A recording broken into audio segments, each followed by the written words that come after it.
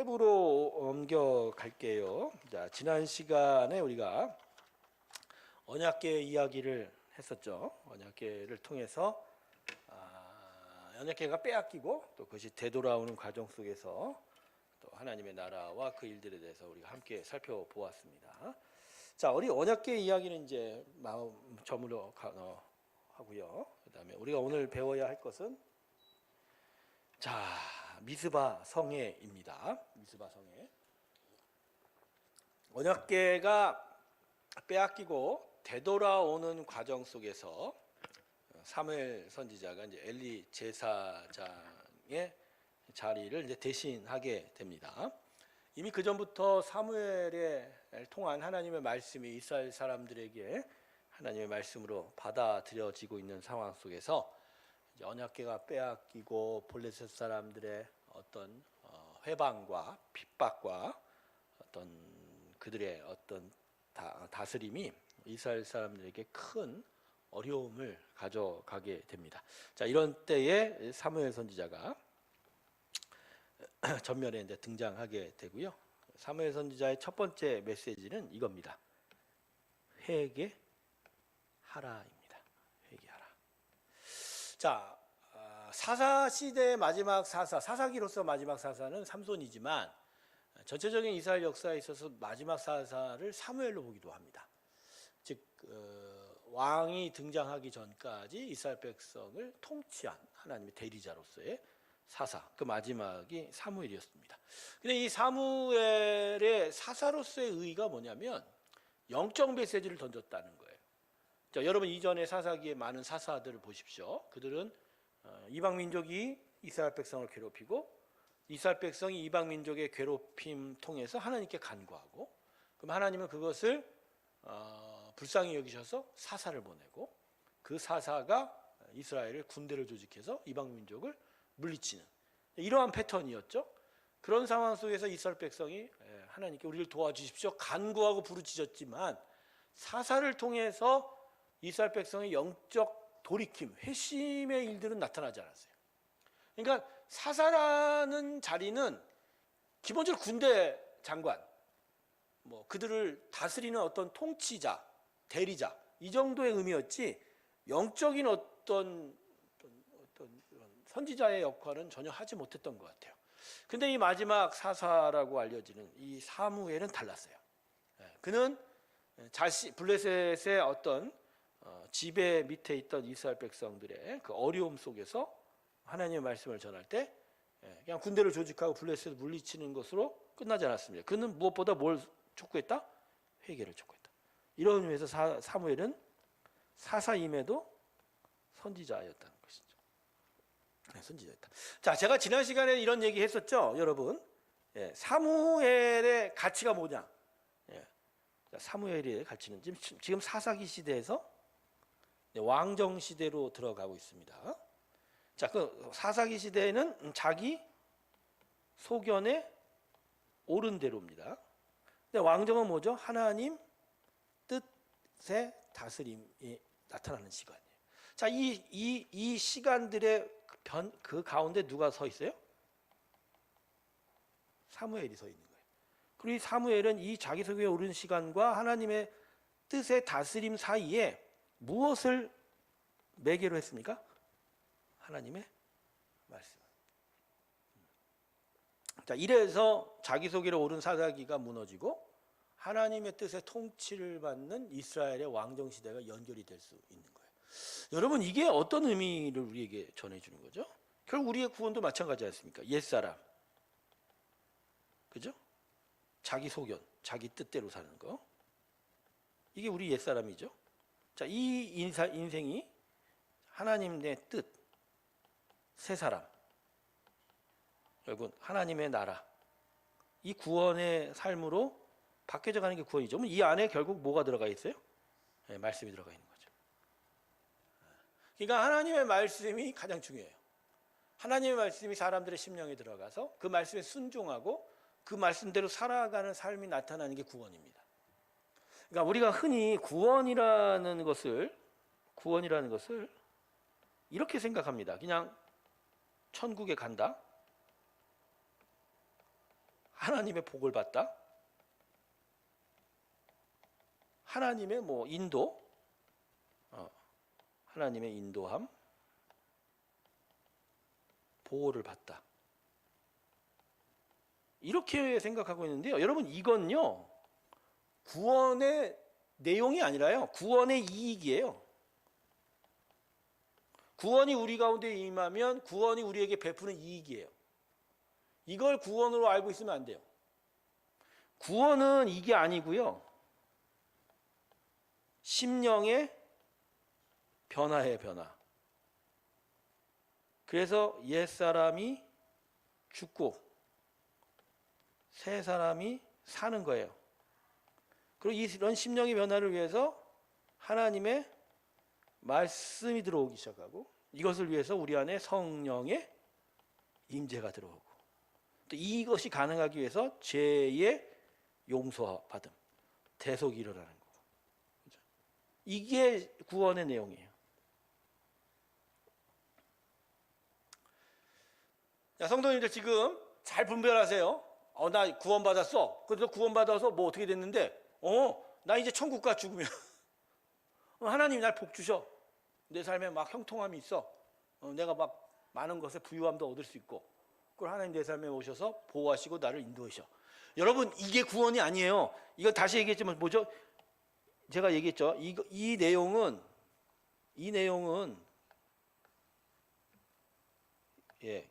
구원의 이익이에요. 내가 구원을 얻으면 내가 하나님으로부터 받는 베네핏, 이득이란 말이에요. 뭐라고? 저 구석에서 이상한 단어를 썼습니다. 구원의 이익이 아니라 혜택이랍니다. 많이 알아서 좋겠다. 자, 이걸 구원이라고 생각하면 그래서 여러분 이걸 구원이라고 생각하니까 진짜 구원이 일으키는 영적 변화, 구원이 일으키는 하나님이 원하시는 일들에 대해서 모르는 거예요. 구원은 이게 구원이 아니고 뭐죠? 심령이 변하는 거죠. 그래서 옛사람이 죽어요. 또 새 사람이 사는 거예요. 이것을 위해서 우리 안에 말씀이 들어오고 성령의 임재를 통해서 말씀을 깨닫고 그리고 그것을 가능하게 한 게 뭐죠? 십자가의 죄의 용서와 대속이래요. 이게 구원이에요. 그러면 너 구원받았어? 그러면 당연히 우리는 뭘 얘기하죠? 나 새 사람이 됐어. 내 안에 내 뜻이 아니라 하나님의 말씀이 나를 다스려. 성령이 나를 인자하셔서 나를 충만케 해서 내 성령의 다스림대로 살아. 그죠? 이것을 위해서 난 십자가를 믿어. 내가 용서를 받고 하나님이 이런 구원의 역사가 내 안에 이루어지게 됐어. 이게 구원의 내용이라는 거예요. 이게 왜 이런 일이 우리 가운데 일어나게 되죠? 대부분 이 전도 메시지 때문이에요. 불완전한 전도 메시지. 근데 전도 메시지는 기본적으로 이렇게 할 수밖에 없어요. 때로는. 왜냐하면 복음의 어떤 그 기본적인 구조를 세상 사람들은 잘 알지 못해요. 깨닫지 못해요. 그걸 얘기를 한다고 해봐요.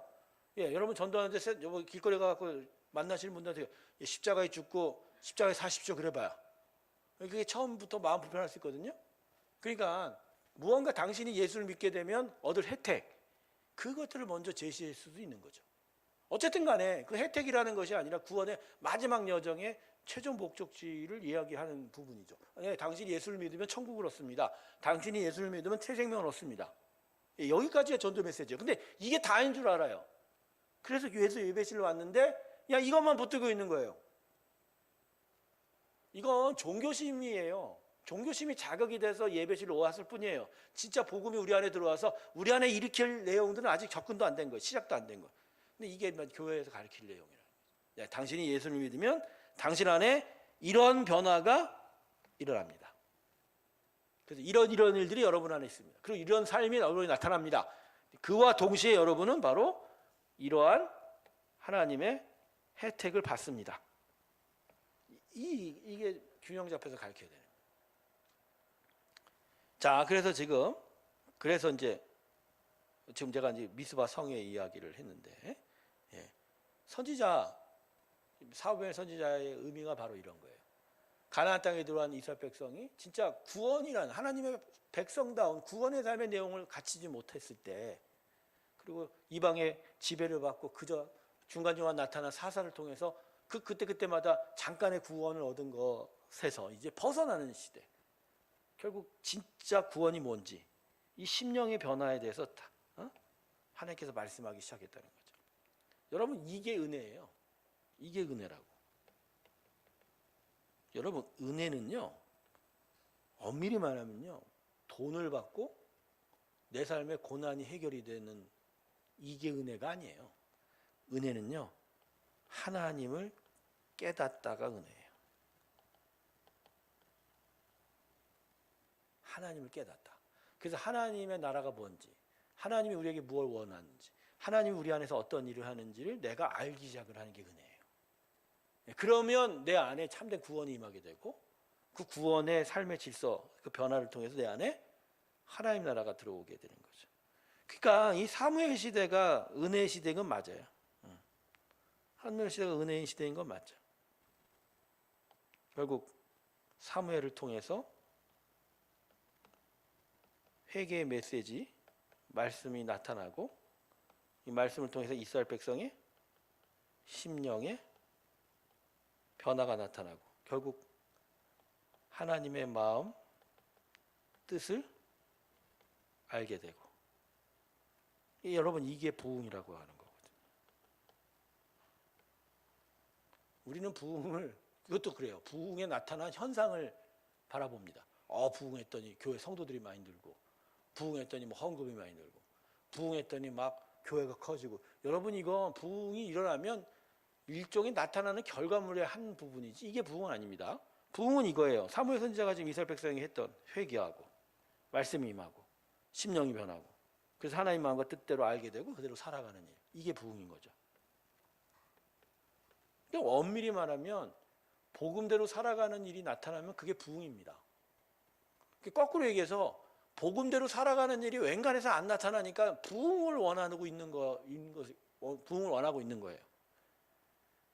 그러니까 여러분, 여기서 우린 깨달아야 돼요. 야, 진짜 예수 말씀대로, 예수님의 복음대로 살아가는 일이 대단히 희박한 거예요.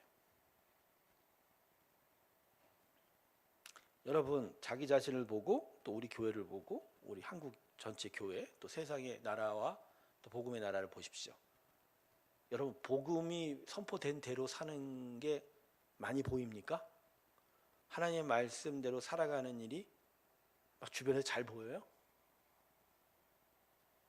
근데 우리 알잖아요. 예수님 말씀대로, 하나님 말씀대로, 복음대로 살아가는 게 마땅한 거 알잖아요. 근데 마땅한 걸 마땅한 대로 살지 못해. 그게 현실이에요, 여러분. 근데 재미있는 게 뭐냐면요, 하나님 말씀대로 살지 못해. 그 마땅한 대로 살지 못하는데 구원은 다 받았다고 하거든.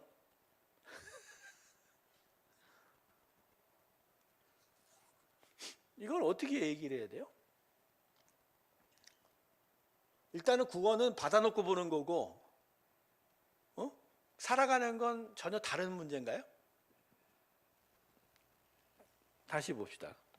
구원. 여러분, 이 구원은 어떤 칭호예요? 아니면 살아가는 실제적 내용이에요? 이거를 뭐 신학적 얘기로 칭이라고 합니다. 너 내가 예수를 통해서 너 용서했으니까 이제부터 너 의로워 라고 하는 하나님의 칭의, 이게 넌 나의 자녀다라고 부르는 거죠.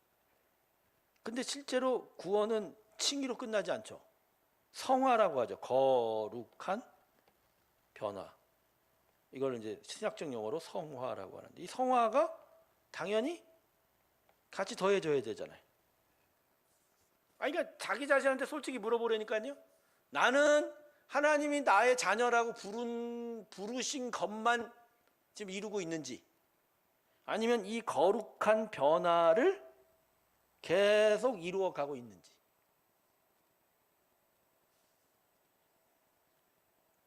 내가 그러니까 나는 그냥 기본적으로 이 거룩한 변화를 이루어가고 있는 그냥 뭐 생경이 말하는 부흥하는 사람인지, 아니면 여전히 그냥 이름만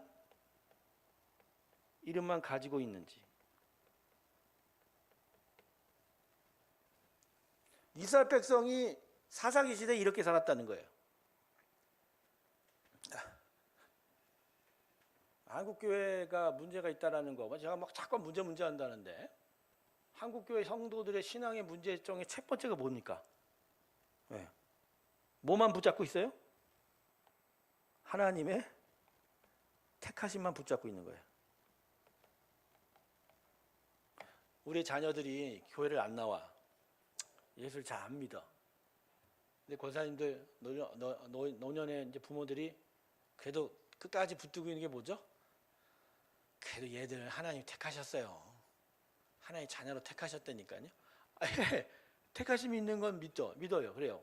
분명히 택하셨어요. 근데 그거 하나로 들어가냐고, 천국에. 여러분, 이 문제는요, 교회 안 나온 우리 자녀들, 예수를 처음에 믿다가 뭐 청년까지 믿다가 장년되면서 멀어진 자들에게 해당되는 게 아니에요. 지금 예배실에 나와서 예배하는 우리에게도 해당되는 거예요. 우리가 진짜 하나님의 택하심 더하기 거룩한 변화를 이루어내고 있는지, 아니면 요거는 싹 빼먹은 채 요것만 갖고 있는지. 사무엘 선지자는 바로 이 시대의 종집을 찍습니다. 예, 말씀에 통해서 뭘 해라? 회개하라. 뭐에 대한 회개예요? 너 하나님 부르셨거든? 너 하나님 택했거든? 너 그거 몰라? 이 얘기가 아니죠. 너 하나님의 자녀인데 자녀답게 살지 못한 일에 대해서 회개하라. 즉 거룩한 변화에 대한 이야기예요. 근데 여러분, 이 회개를 사무엘이 던졌다는 건 이전에 이 변화가 없는 이스라엘 백성은 구원이 됐다 안 됐다, 완전히 결론적으로 안 됐다는 얘기를 하고 있는 거거든요. 여러분, 이 미스바 성회의 일들이 오늘 마음에 좀 귀하게 새겨지기를 소망합니다. 자, 그래서 사무엘 선지자가 이제 본격적인 선지 사역을 시작하면서 무엇보다 회개를 선포합니다. 그리고 회개를 선포하는 거에 끝나지 않았어요. 한 이벤트를 만듭니다. 미스바라는 곳에서 전체 이스라엘 백성이 다 모이게 합니다. 그래서 거룩한 집회를 합니다. 그래서 이거를 일명 가리켜서 역사상에 미스바 성이라는 이름으로 불립니다. 그러니까 한마디로 부흥 집회를 한 거예요. 말씀만 전하고 각각 일상삶에서 말씀대로 살아가는 게 너무 잘 안 되니까 특별한 이벤트를 한 거예요. 행사. 그러니까 우리 교회로 말하면 뭐 가을 심령 대부흥회, 창립기념 뭐 4주년 말씀 부흥 집회, 아니면 신년 특별 새벽 예배, 뭐 이런 식의 집회를 한 거예요. 그래서 미스바로 다 모이게 합니다. 모든 이스라엘 백성들이 저 땅끝, 저 구석구석에서 다 모여 나옵니다. 자, 그래서 여기서 어떤 일이, 회개 메시지가 선포되는데 뭘 요청하냐면 우상을 제거하라. 그리고 마음이 이제는 어디로 향하라? 하나님께로 향하라. 그리고 하나님만 섬겨라. 이 메시지 전제합니다. 이럴 때 너희가 블레셋으로부터 구원받으리라. 자, 아까도 얘기했죠. 다른 사사들은 이런 영적인 메시지 전달하지 않았습니다. 사사가 등장해서 이스라엘 사람들을 군사로 몰고 나가서 하나님의 힘으로 이방 족속들을 물리칩니다. 이것이 사사기의 패턴이었습니다. 그렇지만 마지막 사사인 그리고 선지자였던 사무엘은 군사를 조직하는 일이 뭔지 알았어요. 회개를 선포하고 심령에 변화가 있고 우상을 물리치고 하나님만 섬기는 일에 대한 메시지를 내기 시작해요. 그러니까 말씀이 통하기 시작한 거예요. 말씀이. 자, 그래서 여러분, 여기서 제가 하나 가지 말씀드릴게요. 말씀이 통해야 하나님의 역사가 이루어집니다.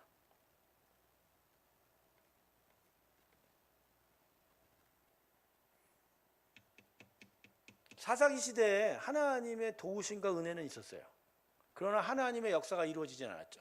제가 말하는 이루어진다는 건 이스라엘 사람들 위해 하나님의 나라가 세워져 가는 거죠.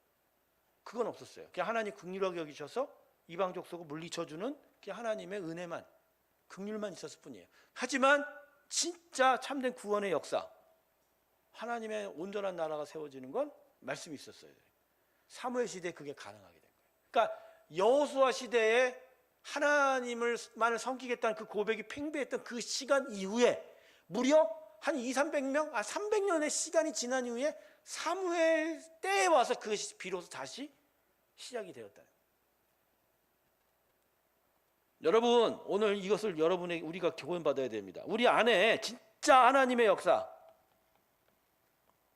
구원의 역사, 이게 이루어지려면 우리 안에 뭐가 먼저 필요하다고요? 말씀, 회개, 이것이 가능하도록 성령 충만, 이게 있어야 하나님의 역사예요. 그러니까 사실은 우리가 기도를 이걸 안 해요. 그냥 하나님의 긍휼하심만 바라요. 하나님, 내 사업이 잘 안 됩니다. 해결해 주십시오. 내가 몸이 안 좋습니다. 건강해 주십시오. 내 자녀가 공부 안 합니다. 공부하게 해 주십시오. 우리 가정에 뭐가 문제가 있습니다. 해결해 주십시오. 대부분 어떤 고난과 고통 속에서 그것을 헤어나올 수 있는 하나님의 긍휼하심만 얘기해요. 근데 진짜 기도해야 될 건 뭔지 아세요? 이 하나님의 역사예요. 구원의 역사. 내가 진짜 하나님의 자녀답게 살아가게 해 주십시오. 내 안에 하나님의 나라가 통치가 일어나게 해 주십시오. 내가 진짜 어떤 심령의 변화가 일어나게 해 주십시오. 그런 기도도 없을 뿐만 아니라 그것이 많이 기도한다고 해도 뭐에 우리가 초점을 맞춰요? 가장 중요한 말씀이에요.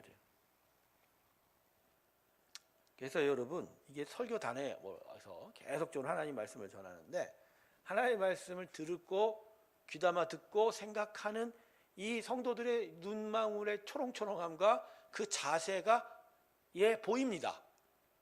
그냥 오늘 왔으니까 듣고 가야지 하는 마음뿐만 아니라, 내가 진짜 하나님을 사모하는데 어떻게든지 이 말씀을 통해서 내가 진짜 하나님의 구원의 일들을 이루고 싶은 사람들까지 다양합니다. 그런데 그게요, 그 하나님의 구원의 역사를 바라는 자들의 숫자가 많을까요, 적을까요? 많을까요, 적을까요? 주일날 저한테 와서 답을 얘기해 주시기 바랍니다. 답을 얘기하신 분한테 적절한 상을 드리도록 하겠습니다. 예. 자, 이렇게 미스바 부흥성회인데, 다행히도 말입니다, 사무엘이 이러한 부흥성회에 대하여 이스라엘의 응답은 어떨까요? 이스라엘이 여기에 응답했을까 안 했습니까? 했습니다. 3상 7장 4절 이후로 보면 그들이 우상을 제거했답니다.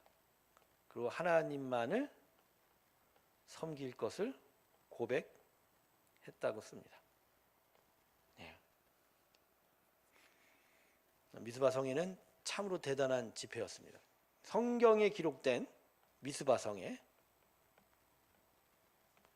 성경에 기록된 최초의 부흥집회, 회개 부흥집회, 이게 미스바 성회였습니다. 실제로 이 미스바 성회가 어떻게 이루어졌었냐면요, 물을 길어다 제물을 바쳤답니다. 이전까지 제물은 산 죽은 동물들을 하나님께 번제로 바쳤었습니다. 근데 이때는 동물 안 바쳤어요. 뭘 바쳤냐면 물을 길어다가 제물로 바쳤답니다. 이거 특이한 일이거든요. 여러분, 왜 물을 바쳤을까요? 왜 물을 빌어다 바쳤을까요? 계속 물을 길어다가 제물을 바쳤대. 태워지지도 않아. 이거는 그냥 물을 바친 거예요. 계속 물을 바친 거예요. 자신의 마음들이에요. 자기의 마음을 여기다 담는 거예요. 두 번째가 종일 금식했다고 합니다. 세 번째가 계속하여 뭐 했다? 기도했다. 이 물을 길어 바친 게 이게 회개의 심령이거든요. 단 한 번 불에 태워지는 제물이 아니라 그 물 말입니다. 자신 안에 있는 그 녹아지는 하나님의 은혜에 녹게 되는, 그래서 그 마음들을 하나님께 이렇게 드리는 거예요. 근데 여러분, 이 미스바 성회가 이게 성공적으로 진행이 되면서 하나님이 이스라엘 백성에게 은혜를 베푸십니다. 그게 뭐냐? 미스바 전투에서 대대적인 승리를 하게 됩니다. 이때 아마 그 유명한 에벤에셀이라는 단어가 나오죠. 미스바 성회를 하고 있는데 이 블레셋들이 침공을 한 거예요. 예, 블레셋이 미스바 성에 하는지 알았을까요, 몰랐을까요? 알았어요. 알고서 침공한 거예요. 왜 침공했을까요? 뭐 여러 가지 이유가 있겠죠. 집회하고 했으면 쳐들어가면 무방비 상태여서 이길 수 있을까? 근데요, 여기는 영적인 의미가 있는 거죠. 결국 세상은, 사단은 뭘 노리고죠? 우리가 하나님께로 가까이 가는 걸 싫어하는 거예요. 그러니까 이스라엘 백성이 모여서 하나님을 가까이 하는 것들이 사단 마귀는 싫은 거죠. 그냥 블레셋을 통해서 이 집회를 망가뜨리려고 한 거예요.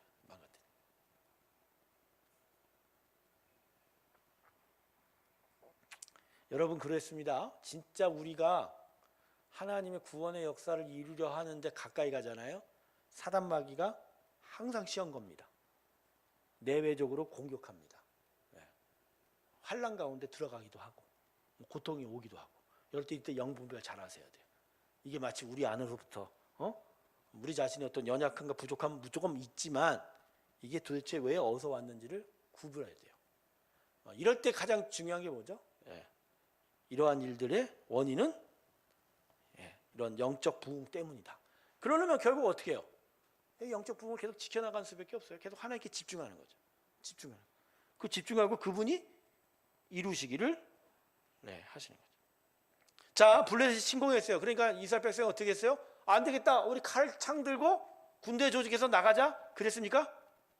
안 그랬다는 거예요. 제가 아까 얘기했죠. 이런 침공이 있을 때 칼과 창을 들고 성회를 패하고 바로 전쟁터로 달려가면 끝나는 거예요. 은혜가 중단이 되는 거예요. 그때 이스라엘 백성은 그걸 알았어요. 사무엘이 그걸 알았어요. 블레셋 침공하자 다시 하나님께 번제드리고 간청합니다. 하나님, 우리를 구원해 주십시오. 하나님, 당신의 은혜로 해주십시오. 그래서 하나님께서 어떻게 하셨죠? 뭘 내리셨다고요? 블레셋에게? 큰 우레를 내리셨다. 한마디로 하늘에서 불벼락이 떨어진 겁니다. 이스라엘 백성의 총칼로 된 게 아니라 하나님의 역사가, 신기한 당신의 기적으로 블레셋 사람들을 쫓아내신 거예요. 그리고 그 잔당들을 하는 가운데 이스라엘의 군사들이 이제 동원이 돼서 그 전쟁을 승리를 마감한 거죠. 여러분, 이 큰 우레가 뭐였을까요? 천둥번개요. 벼락이 친 거죠. 그 벼락이 쳐서 블레셋 사람들이 그 벼락에 맞은 거예요. 수도 없이 맞았을 거예요. 한두 명만 맞은 게 아니라 수도 없이 맞고 막 군대들이 앞으로 전진하지 못하게 하고. 그러니까 거기에 겁을 내고 도망서가게 되고 그 도망가는 적들을 이스라엘 군사들이 쫓아가서 승리를 마무리하게 된 거죠.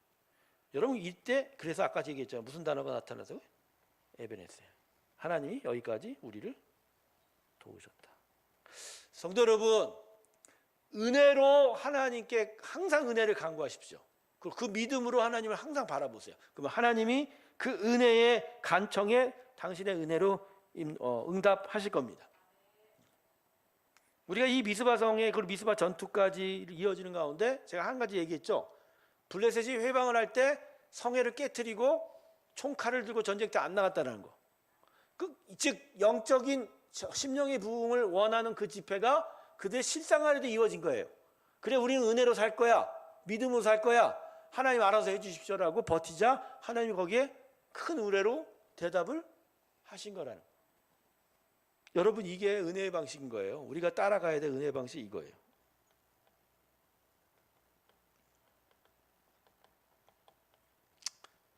우리가요, 기도하면서 빠지는 오류가 있어요. 이게 뭐죠? 이게 있잖아요. 하나님께 어떤 응답을 받으려면 뭔가 대가는 치러야 된다고 생각을 해요, 성도들이. 그래서 이제 웬간해서는 하나님 기도 안 들어준다고 생각하니까 뭘 해요? 그러니까 서원을 해버려요. 어떤 서원을 하죠? 하나님, 내가 이것만 해주시면 내가 진짜 하나님 멋지게 내가 하나님 섬기겠습니다. 그죠? 예배도 잘 드리고 진짜 하나님 말씀대로 내가 술 담배도 끊고 내가 진짜 예배도 잘 드리고 내가 진짜 하나님 백성대로 살기를 원합니다. 근데 여러분 거기 하나님 응답하셨어요. 근데 대부분의 사람들이 그 응답이 들어주면서 뭐합니까? 처음에는 내가 서운한 대로 갚아야겠지 하다가 결국은 어떻게 돼요? 흐지부지됩니다. 여러분 이런 일들 속에서 하나님이 마음이 어떠실까요? 하나님이 우리의 그런 안타까운 기도에 응답하셔서 해결해 주신 이유가 뭘까요? 우리의 삶의 터전이 뭔가 형통케 되고 뭔가 고난에 있었던 것들이 회복이 되는 게 하나님 목적일까요? 그분의 목적은 우리가 서원한 거에 있는 거예요. 내가 진짜 하나님을 제대로 섬기겠다. 내가 진짜 하나님을 제대로 하나님만을 섬기며 믿음으로 살겠다고 하는 거가 하나님의 초점인 거예요. 근데 응답을 들었는데 외려 그 초점은 사라져 버렸어. 여러분 진짜 하나님의 마음 아파하는 게 이걸 거예요. 이걸 거예요. 그래서 요새는요, 이건 기도도 하나님 요새 안 들어주시는 것 같아. 아니 내가 네 이전 인간들한테 많이 속았거든. 너 옛날 방식 쓰지 마. 이제 안 통해. 안 통해. 그래서 요새 그런 기도 별로 안 들어주시는 것 같아요. 요새는 어떻게 요구하시냐면 너 그대로 한번 살아봐. 그리고 그렇게 살아가. 그리고 그렇게 살아내. 응? 그게 복이야. 그러시는 것 같아요. 어떻게 제 말이 맞나요? 틀리나요? 예전에 70년대, 80년대 한국 사람들이 얼마나 하나님 앞에 복 달라고 그랬습니까? 솔직히 얘기해 줍시다. 부자 되게 해주세요, 하나님. 어떻게든 내가 이 삶에서 진짜 이 가난을 이기고, 내가 좀 어떻게 내 삶이 좀 편케해 주십시오. 그러면 내가 진짜 하나님을 잘 섬기겠습니다. 근데 그렇게 하나님 해주셨는데 한국 전체로 보면 한국 교회가 지금 남겨놓은 열매가 뭐예요? 제대로 섬기는 거예요? 그러니까 이제는 그거에 안 속는 거야. 그래서 이제는 그런 기도를 해도 하나님 뭐라 하세요? 아니, 니네 조상이 이미 다 써먹었어. 그래, 날 안 들어줘. 니들 그냥 그렇게 살아. 아니, 그게 내가 원하는 거야. 그건 해주게 할게. 너 하나님을 잘 섬긴다며 한번 잘 섬겨봐. 그게 내 복이야. 이렇게 얘기하시는 것 같아요. 진심이 있어야 됩니다. 진심. 그 진짜 무엇을 원하는지.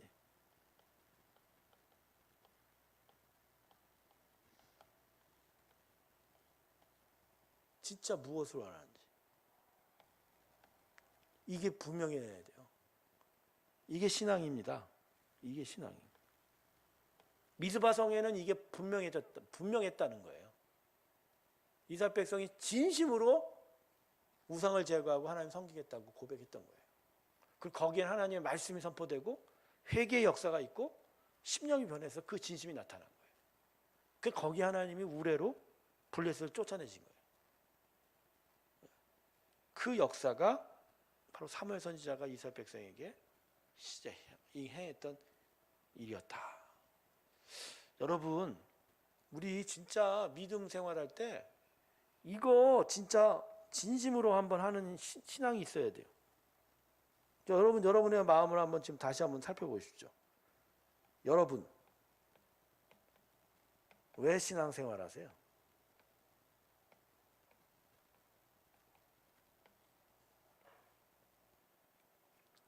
여기에 답하세요. 여러분 왜 신앙생활 하세요? 부자 되고 싶어서? 내 노후가 편하고 싶어서?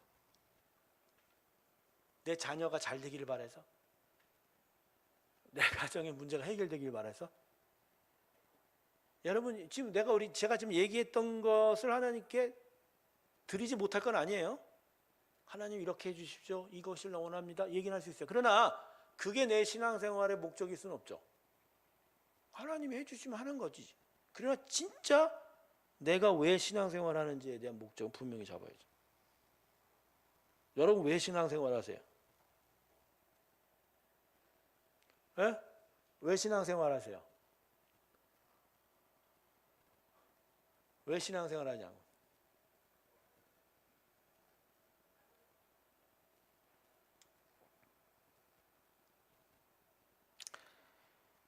시편 23편 3절 말씀처럼 내 영혼을 소생시키고 자기 이름을 위하여 의의 길로 인도하시는 할렐루야. 내 영혼을 소생시키시는 하나님의 구원은 자기 이름을 위해서예요. 그리고 그분의 의의 길로 우리를 인도하는 거예요. 그러니까 우리가 왜 신앙생활 하는지에 대한 답은 이거예요. 하나님을 위하여 의의 길로 살기 위하여, 이거예요. 자, 지금 이 강의 들으시는 분 뭐 소수일 건데 들으시는 분 이 수요 저녁 예배 이 수요 이 시간에 이 강의 그나마 듣고 계시는 게 참 여러분 대단하십니다만, 여러분 그러니까 여기에 답을 그나마 분명히 달 수 있을 거예요. 여러분 왜 신앙생활 하세요에 대한 답이 이거예요? 이거 맞는 거예요? 하나님 위하여 의의 길로 살기 위해요. 이 부분에서 대부분의 성도들이 넘어지는 거예요. 내가 이러고 살고 있나? 이것 때문인가?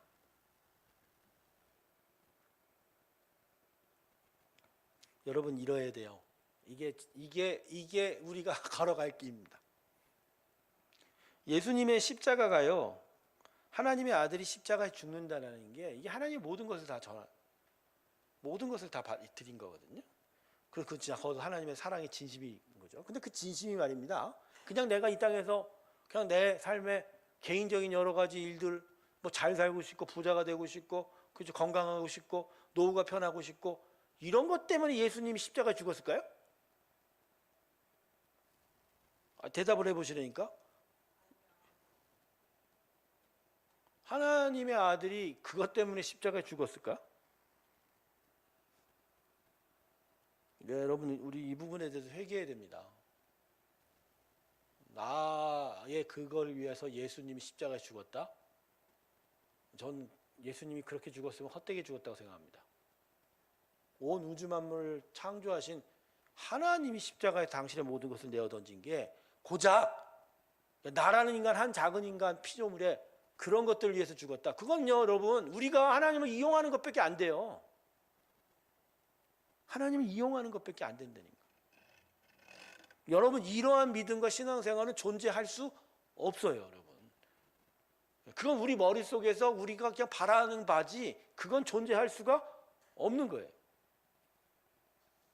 여러분 우리의 구원의 목적과 의미를 다시 한번 마음에 새기시기를 주님의 이름으로 축원합니다. 자, 여기서 이제 사무엘의 사역은 마감이 됩니다. 사무엘 사역 이후에 이제 사무엘이 미스바를 중심으로 주변 여러 성읍들을 순회하면서 말씀을 가르치고 율법을 가르치고 또 하나님의 나라가 그들에게 다스렸다 이렇게 이야기를 하게 됩니다. 그러니까 사무엘상은 마지막 사사라고 소개를 하고 있습니다. 사무엘 선지자는요 대략 86세 정도 살았다고 알려지고 있고요. 마지막 사사였다고 말합니다. 그리고 왕정 시대로 연결되는 고리였습니다. 기도의 사람이었던 게 사무엘의 특징입니다. 네. 원래 이 사무엘의 이름 자체가 하나님께서 들으시다잖아요. 그 엄마 한나의 간구에 하나님 응답하여 줬던 아들이라 그 이름 자체가 하나님께서 들으시다. 그리고 처음 하나님을 만날 때도 하나님의 음성 듣는 것을 통해서 하나님께 더 가까이 나아갔던 그런 일들이 있지 않습니까? 그리고 미스바 성회가 결국 금식과 회개와 기도의 집회였다는 거 보면 사무엘은 어떤 사람이었다? 기도의 사람이었다. 결국 기도했던 이 일이 다윗의 나라를 이끌어갈 수 있었던 지렛대가 되었다. 여러분 우리 안에 참된 기도가 계속 살아있기를 주님의 이름으로 축원합니다. 네, 어디서나 기도하십시오. 기도하지 못하더라도 정말 기도가 중요한 데를 정말 깨닫고 어떻게든지 애를 쓰고 기도해 가시기를 주님의 이름으로 축원합니다. 자, 이제 사무엘 시대가 지나갑니다. 그리고 이제 두 번째 시대가 찾아왔습니다. 두 번째 시대는 뭐죠? 사울 왕의 시대입니다. 사울 왕이 이제 세워져가는 일이 나타나는데 재밌는 게 뭐냐면 사무엘이 이제 하나님의 말씀을 선포하고 말씀을 가르치고 그 율법대로 살아가는 일들을 통해서 이스라엘 백성들에게 어떤 영적인 새로운 바람을 일으켜 가고 있었을 때예요. 그런데 이제 사무엘도 나이를 먹게 되면서 사무엘의 두 아들이 사무엘을 대신하게 됩니다.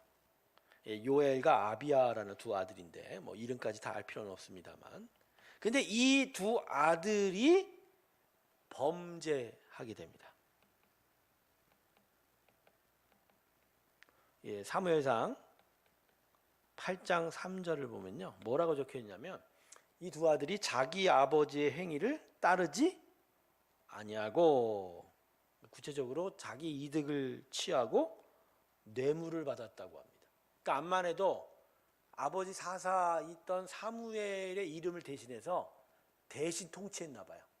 대신 달았나 봐요. 말하자면 이제 김영삼 대통령 밑에 아무런 직위가 없었던 아들 현철이가 대통령, 소대통령이었다고 하지 않습니까? 그래서 나중에 범죄로 이제 감옥에 가지 않았습니까? 그런 식이었던 것 같아요. 두 아들들. 근데 이 일을 계기로 이스라엘 백성이 큰 일을 행하게 됩니다. 나쁜 의미에서 큰 일인데 사무엘에게 나와서 뭘 요구합니까? 우리도 왕을 달라. 핑계가 있어요. 뭐라고 핑계하죠? 당신의 두 아들들이 범죄했다. 당신의 두 아들 때문에 우리가 고통스럽다. 그러니 이제 우리도 왕이 필요하다. 다른 나라를 보니까 왕들이 잘 다스리더라. 우리 이제 왕을 주십시오.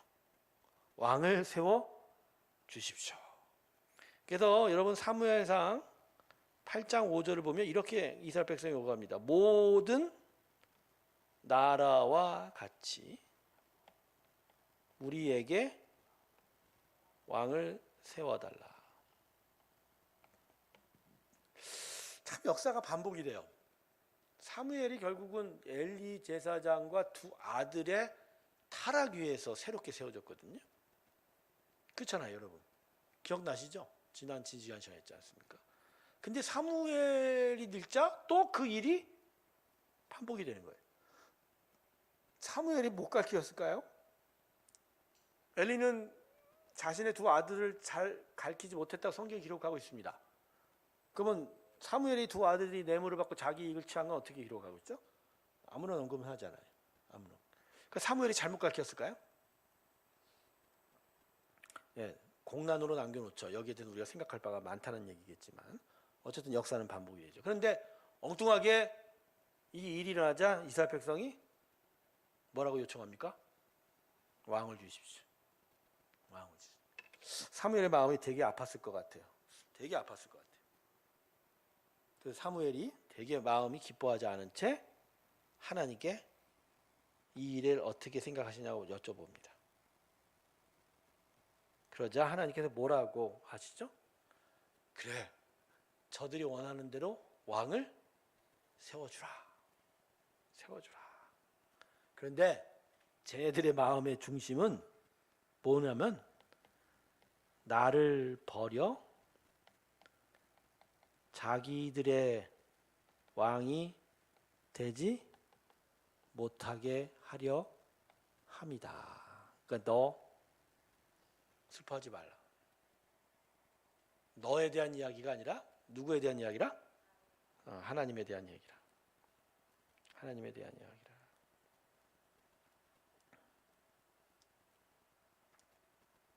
야, 하나님께서는 진짜 마음이 힘드셨을 것 같아요. 출애굽시킨 이후로 이스라엘 백성을 시내산에서 가르치실 때부터 하나님은 이스라엘 백성의 왕이었습니다.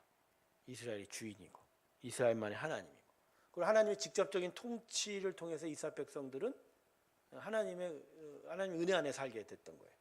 계속된 지도자를 보십시오. 어떤 특별한 타이틀이 있었던 자들이 아니지 않습니까? 모세, 그 위에 여호수아. 그래서 그죠? 사사기에 여러 어려움을 겪었지만 그 중간중간마다 하나님이 세우신 사사들 말입니다. 민주적인 절차나 뭐 선거를 통해서 선출된 사람들이 아니에요. 그냥 하나님 그때그때마다 당신이 불러서서 당신의 능력을 주시고 당신의 통치를 드러내게 했던 자들이에요. 그렇죠? 그리고 지금 여기까지 사무엘까지 말입니다. 그런데 그 끝에 이스라엘 백성이 이제 뭐라고 그러죠? 우리도 왕이 필요하다. 왕을 주십시오. 이스라엘 백성이 왜 그랬을까요? 지금 여러분 블레셋 사람들의 통치 가운데 있는 거거든요. 블레셋이 강성해서 뭐 식민 지배 같은 건 아니지만 블레셋이 자꾸 와서 건드리고 블레셋에 의해서 자꾸만 자신의 삶의 터전이 이제 힘들어지는 거예요. 근데 그런 시기가 지금 사사기 200~300년 동안 계속이 되는데 그 이방 족속들을 본 거예요. 우리를 괴롭히고 우리를 다스렸던 이방 족속을 보니까 벽에는 왕이 있더라는 거야. 그리고 그 왕들이 엄청난 훈련 잘 된 군사들을 데리고 와서 우리를 침략하고 다스리니까 우리가 못 이겼다. 그러니까 우리는 누가 필요하다? 저 왕이 필요하다. 이렇게. 근데 이스라엘이 이게 어리석은 거죠. 자기한테 이미 왕이 있는 거거든요. 그 왕이 사실은 엄청난 왕이거든요. 근데 그 왕한테 잘못 섬기고 잘 섬기지 못한 불신앙은 생각 안 하고 엉뚱하게 뭘 보는 거예요? 저기 왕이 있으니까 잘 된다는 거죠. 신앙도 그래요, 여러분. 신앙생활도 그런 것 같아요. 제가 무슨 얘기하냐면요. 어떤 일이 있어. 근데 그 일이 항상 자기 자신을 되돌아보는 일이어야 돼요. 모든 일이. 내가 좀 뭐가 부족하고 내가 지금 하나님 앞에 어떻게 서 있는지를 봐야 되는데 우리는 엉뚱하게 무슨 일만 나오면 자기를 먼저 보니까 남을 먼저 보니까 남을 먼저 봐요.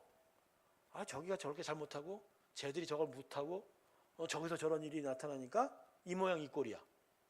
그러면서 뭘 요구해요? 항상 내 안에 심령의 변화, 나의 하나님의 은혜의 일들을 요청하는 게 아니라 엉뚱한 걸 바래요. 이거 고쳐라, 저거 고쳐라, 이거 잘해야 된다 이렇게 얘기하는 거예요. 여러분, 하나님의 백성은 그런 식으로 은혜가 들어오지 않아요. 하나님의 백성은 이 심령으로 들어와요. 이 안에서 고쳐줘야 돼요. 여기서 변화가 있고 여기서 은혜를 받고 여기서 무언가가 움직일 때 여기서 진짜 해결점이 나타나는 거예요. 예를 들어 봅시다. 집에 한 아이가 자녀가 말씀을 읽혀요. 학교 가서 공부도 안 하고 교회 가도 막 예배도 잘 안 드리고 껌짓하면 집 나가고 막 애들하고 놀러 다니고 막 며칠씩 막 집 오지도 않고 막 컴퓨터 게임만 해요. 자, 여러분 이 일을 놓고 여러분 어떻게 해결해야 됩니까? 정상적인 성경적인 방식은 어떻게 해결해야 돼요? 혼내야 된다고요? 저러니까 애들이 맞고 사는 거예요, 집에서. 그게 아니고요. 그 아이들이 있어요. 자녀가 있잖아요. 그럼 그 부모가 자기의 그 자녀의 부모됨을 보는 거예요. 자기 마음, 심령을 보는 거예요. 내가 지금 하나님 앞에 어떻게 서 있고 내가 그 하나님의 은혜 안에서 내 자녀를 어떻게 가르치고 또 그를 어떻게 사랑하고 있는지 그걸 바라보면서 내가 어떤 변화가 있어야 되고 그리고 그 변화 위에서 또 얘를 위해서 어떤 변화가 있어요. 근데 자기 자신의 변화, 자기의 삶은 되돌아보지 않고 그냥 다짜고짜 그 아이가 살고 있는 학교, 교회에 대해서 손가락질하는 거야. 학교 선생님이 잘못 가르쳤으니까 이런 일이 아니냐. 교회가 우리 애들한테 뭐 해준 게 있냐고. 여러분 이런 식으로 접근하니까 자녀들이 안 크는 거예요. 다른 일도 마찬가지예요, 여러분. 다른 일도 마찬가지예요. 우리 삶에 일어난 모든 일은 남 탓이 아니고 누구 탓이에요? 자기로부터 다시 보는 거예요. 가령 여러분 교회에 어떤 일이 있어요. 그러면 담임 목사는 뭘 봐야 돼요? 장로가 잘못했어, 권사가 잘못했어, 집사가 잘못했어, 어떤 시스템이 잘못했어. 볼 수 있죠. 그렇게 보이기도 하죠. 근데 그게 먼저가 아니에요. 돌아다니면서 누가 잘못했다 이 얘기하는 게 아니에요. 자기 보는 거예요. 자기 난 상관이 없어. 자기 보는 거예요. 지금 내가 이 일 앞에서 내가 진짜 어떻게 해야 될까? 내가 하나님 앞에 어떻게 서 있는가? 내가 뭔가 하나님 앞에 부족함이 있나? 여러분, 우리 안에 수많은 일들과 사건을 왜 하나님이 허용하시죠? 그 사람 뭐라고 하라고? 그 일하는 일에 대해서 뭐 고치라고? 좀 의료계 이제 파업이 절정에 달하고 있죠. 사람들이 막 각양각색의 의론 의견이 많습니다. 뭐 의사들이 그지? 이렇게 파업을 해 그러면서 정부가 어떻게 무대응을 하는지 수많은 얘기들 해요. 근데 여러분, 이거에 대한 응적인 의미는 뭘까요, 여러분? 여러분, 지금 의사 파업, 의사 증언의 가장 핵심적인 문제가 뭐죠? 뭐예요, 여러분? 의사예요? 아니에요. 가장 큰 핵심은 이기주의예요, 이기주의. 그리고 그게 어디에 매여 있어요? 돈이요. 그럼 이게 일부 집단의 얘기인가요? 일부 집단의 얘기냐고. 자기 자녀 공부 잘하면 다 어디 보내고 싶어요? 좋은 의대 보내고 싶죠. 근데 부모가 의대를 보내고 나면 자녀들한테 결국 나중에 뭘 해요? 내 아들은 의사가 돼서 떵떵거리고 잘 살기를 바란다는 거 아니야. 그죠? 근데 의사 증원이 늘어나면 부모들이 좋아해요? 안 좋아하죠. 흔해 빠진 의사면 어떻게 좋아해요? 여러분, 이 모든 거에 다 뭐가 숨겨져 있는 거예요? 나만 복 받으면 돼, 나만 잘 살면 되는 거예요. 그 돈과 관련해서. 그러니 지금 일어난 일이 시스템을 바꾸고 일만 바꾸면 돼요? 그건 국가 수준에서 그냥 일상적인 세상 수준에 그것밖에 안 돼요. 수준이 그것밖에 안 되는 거잖아. 근데 이건 영적인 일이에요, 사실은. 그럼 이 일 앞에서 우리가 어떤 얘기를 해요? 우리 자신을 보는 거예요. 내가 진짜 이기주의로 살았다. 내가 돈에 매여 있는 인생인가? 우리가 진짜 돈에 매여 있지 않고 진짜 뭔가 본질을 생각하고 고민을 하는 그러한 일들이 점점 늘어나면 이런 문제는 자연스럽게 풀릴 수 있어요. 시간은 가더라도. 안 그래요, 여러분? 여러분, 노예 해방이 어떻게 해결이 됐죠? 시스템을 고치는 게 먼저였나요? 아니죠. 사람들이 자각을 하기 시작한 거예요. 왜 이 흑인 노예들을 왜 우리가 이렇게 부려야 되지? 이 사람들이 인간 아닌가?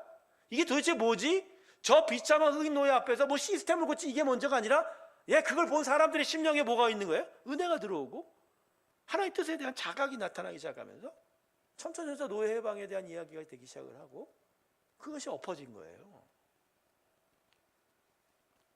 여러분, 그래서 빌레몬son과 같이 빌레몬이라는 노예, 오네시모로 노예와 빌레몬의 종의 사이를 사도 바울이 노예 풀어주라 이런 얘기 한마디도 안 합니다.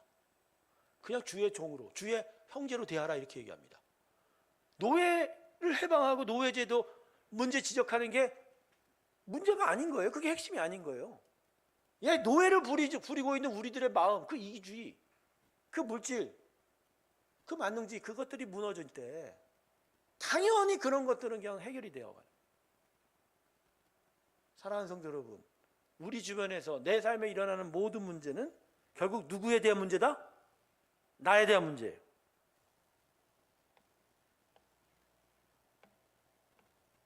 그래서 어떤 일이 일어나도 있으면 항상 기도하는 자리에 서서 자기 자신을 겸비하여 돌아봐야 돼요. 그러면요, 자기 의가 사라집니다. 내가 못했지. 무언가 의롭다고 막 자기 주장하는 일이 나타나지 않아요. 근데 그런 겸손한 마음들이 모이면요, 거기 안에서 긍휼, 용납, 사랑이 나타나기 시작하고 이것이 문제를 해결합니다. 결국 우리 안에 있는 문제의 원인은 결국 이 문제 아닌가요?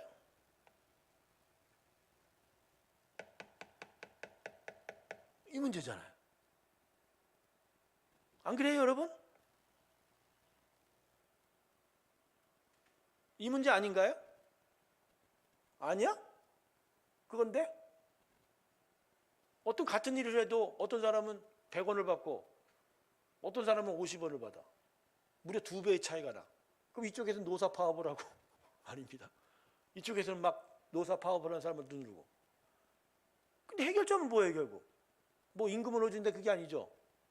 같이 잘 나누어서 잘 살면 되는 거잖아. 그러면 해결이 되는 거 아닌가요? 안 그래요, 여러분? 나만 이상한 사람 되네 지금 말하는. 아니 모든 문제의 핵심은 이 문제 아니냐고요. 긍휼, 용납, 사랑, 용서, 그죠? 오래 참음, 인내, 이 모든 거 아닌가요? 이런 것들이 바탕이 돼서 서로가 서로 간에 그리고 모든 사건 간에 대하면 이 문제는 이미 자기로부터 풀어지는 거 아닌가요? 아니라고 생각하는 사람도 문제 있는 거야. 그게 문제야.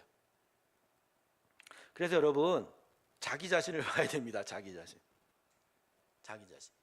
이스라엘 백성이 그걸 못하는 거예요. 지금 자신들에게 문제가 있거든. 진짜 왕 대신 하나님을 섬기지 못하고 있는데 그 왕이 제일 최고의 왕인데 엉뚱한 곳에서 왕을 달라고 그래요. 하나님께서 이 사무엘에게 이 얘기를 한 거예요. 얘네들이 정신 못 차렸다. 근데 엉뚱하게 또 하나님은 왕을 주시겠다고 얘기합니다. 그러면 이건 뭘까요? 여러분 이게 뭘까요? 하나님은 그들이 너무 어리니까 들어는 주셔야겠다 생각하신 거예요. 근데 다른 이방 나라와 같은 왕을 주지는 않아요. 이제 여러분 사울 왕과 다윗 왕이 선택되는 과정을 보면 무슨 왕조가 있어서 아버지가 아들에게 주고 아들이 또 손자에게 주는 왕으로 되지 않습니다. 하나님이 선택하세요. 그리고 그 사람의 이름을 그냥 사사가 아니라 왕이라고 붙여줄 뿐이에요. 그리고 자기 마음에 안 드시면 왕을 하나님이 갈아치세요. 사울 왕이 갈아치고 누가 들어섰죠? 다윗이 들어오고. 그리고 솔로몬까지 이어졌어요. 다윗은 워낙 잘하니까. 근데 솔로몬이 나중에 잘못되니까 결국 왕을 바꿨죠. 솔로몬의 아들 르호보암 시대에 왕국이 두 개로 나눠져 버려요. 여로보암. 근데 또 택한 여로보암이 악정을 저지르고 우상을 숭배하니까 그 이후로 북이스라엘 왕국의 왕들은 단명합니다. 계속 왕조가 바뀌어요. 왕조가 바뀌면 씨가 바뀌는 거예요. 김씨에서 이씨로, 이씨에서 채씨로. 그나마 다윗의 나라 남유다 왕국은 북이스라엘 나라에 보면 좀 작아졌지만 다윗의 피가 계속 흐릅니다. 이유가 뭘까요? 다윗 때문이에요. 다윗의 약속한 게 있어요. 그렇지만 그 왕조도 계속 하나님을 불순종하고 못된 왕들이 중간중간에 나타나. 그래도 개혁군주가 있어서 그나마 다행이죠.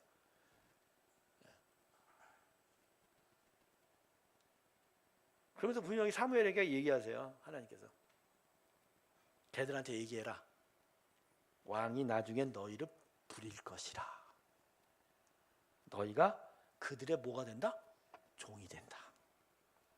그리고 왕 때문에 네가 부르짖어도 난 응답하지 않겠다. 다른 거에는 응답하겠는데 니들이 택했으니까 니들이 책임져 이렇게 얘기하죠. 그러나 이스라엘은 사무엘의 경고를 무시했습니다. 이렇게 하나님께서 사무엘 통해서 경고를 하셨음에도 이스라엘은 뭐라고 그러죠? 아닙니다. 그래도 우리는 왕이 필요합니다. 우리도 다른 나라와 같이 다른 나라 같이 우리도 왕이 우리를 다스리면 그래서 우리 앞에 나가 싸우면 우리가 이길 수 있습니다. 자, 오늘 여기까지 하겠는데요. 이 어리석은 이스라엘 백성들. 이제까지 이스라엘의 승리를 누가 이루셨는지를 아직도 깨닫지 못하는 거예요. 이스라엘 백성의 승리는 왕이 아니라 사사가 아니라 누가 하셨죠? 하나님이 하신 거예요. 그걸 깨닫지 못하니까 엉뚱한 데 가서 뭐가 세워지면 뭐가 세워지면. 저는 가끔 성도님들한테 이런 얘기합니다. 목사가 잘 세워지면 교회가 부흥합니까? 리더들이 잘 세워지면 교회가 부흥합니까? 그럴 수도 있겠죠. 그냥 그건 그렇게 어떤 한쪽에 도움이 될 뿐이지 실제로 부흥이 되는 데 있어서는 하나님이 하시는 거예요. 그리고 그 하나님의 가르친 대로 살아가는 각각의 성도들의 순종이 제일 중요한 거예요. 그래서 여러분 부흥의 조건 하나님의 나라 딴 데서 찾지 마십시오. 자기에게 먼저 찾으십시오. 자기의 심령 안에서 부흥이 안 되는 일들이 다른 사람을 통해서 나타날까? 그렇지 않습니다. 오늘 여기까지 합니다. 여러분 진짜 왕을 찾으시고 여러분 심령이 섬기시길 주님의 이름으로 축원합니다.